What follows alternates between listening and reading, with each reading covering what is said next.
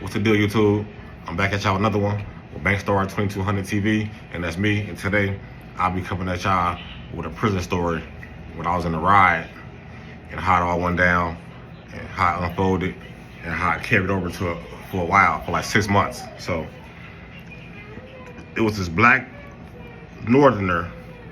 He was black, but he was a northerner from up north, from a Mexican gang, you feel me? And he got into it with an up north black, which is from Oakland.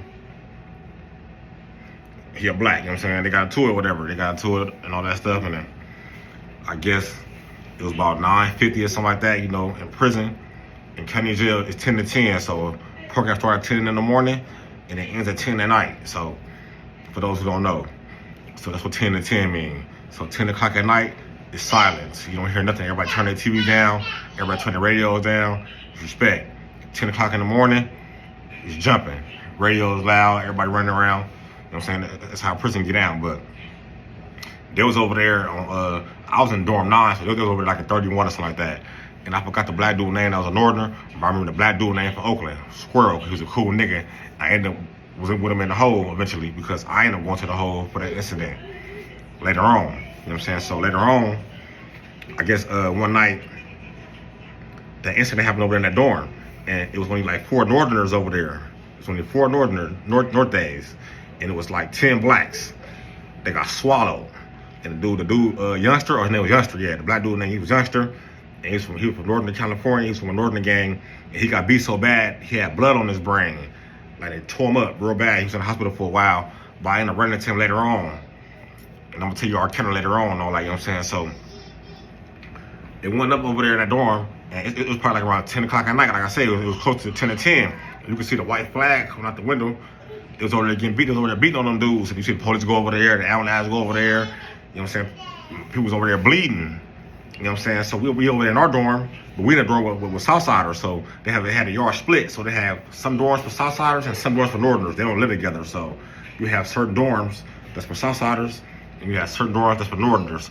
But blacks live in all the dorms. You know, blacks is deep there. So but the woods is the deepest there though. The whites, they're really deep there. You know what I'm saying? That's their backyard.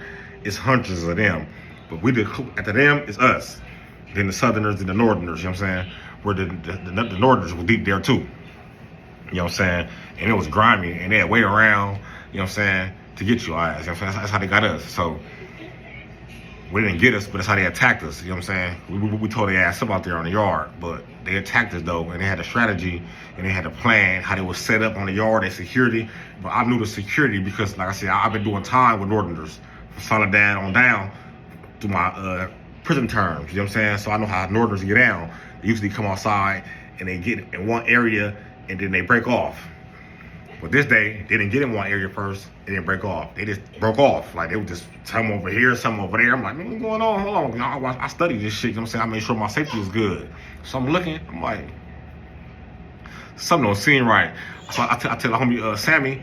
Sammy was from, I don't remember what hood Sammy was from, but his brother was from Edgemont Criminals. Their brother was Sammy and Stone. They was brothers and all that. And I told them, they're like, yeah, man, we took our CD players to our dorm. Then my homie Marty Mac from Harlem, that was my everyday nigga on the yard, I tell him, like, man, something ain't right and all that. As I'm talking to him, I put my stuff up already. He like, man, everything, I'm getting tatted. As he getting tatted, I'm talking to him through the little hole in the window, they break the window out. As I'm telling him this, he said, man, it's cracking behind you. So I turn around, and I see the Northerners attacking blacks. Like, so it's like, it pulled me over there, like, I don't know what happened. I just got over there though. I got over there and I got right in the mix of everything, man. When the smoke was clear, you know what I'm saying, we handled our business. But we did our thing. You know what I'm saying? The blacks did our thing. But the Northern, this one Northerner I was fighting, it was happening to me. Like when I get in the ride, I get with this one Mexican that know how to fight. Like, you know what I'm saying? And we squabbling like, you know what I'm saying, 2 blacks, you know what I'm saying? And this Northerner, he was tatted all up, like he acted like he was black. And I used to lend CDs because like, we used to trade CDs, and he told like he was black, say nigga, all that type of shit. You know how them other Mexicans, they act like they black. You know what I'm saying? They hip, you know what I'm saying, out there, like they act more black than Southerner Mexicans, you know what I'm saying? You know what I'm saying? So you get a Northerner Mexican, you might think he black, but he really is just, you know, Northern Mexican, you know what I'm saying? Up there, their ism is different from ours. So I'm squabbling at this nigga and all, we was squabbling, bam, bam, bam, bam, bam. And we squabbling like, I'm in juvenile hall, but I'm lucky the homie hit him from the side, bam, made him go somewhere else and all that. When he turned around, I just started getting on his ass like, he trying to squat me down, like, you know what I'm saying? I back him down, boom, boom, when he go down, he look back to see it was me, like, yeah, nigga, everything I get on. It's because so many people fighting and all that shit. Then the lady in the tower up there, she started shooting the black gun, boom, boom, boom. So everybody, when the gun started going off, you don't know if it's real or not. So people start scattering and moving and trying to get to safety, you feel me? Because they shoot the real gun and the black gun. And then everywhere on the yard, it say no warning shot. So whatever they're shooting, they're not giving you no warning. They keep saying get down. So they keep saying get down, get down, get down, get down. So when we line up over there by the dorms, we over by my old dorm. I used to be in 23. So that's what I'm in front of 23.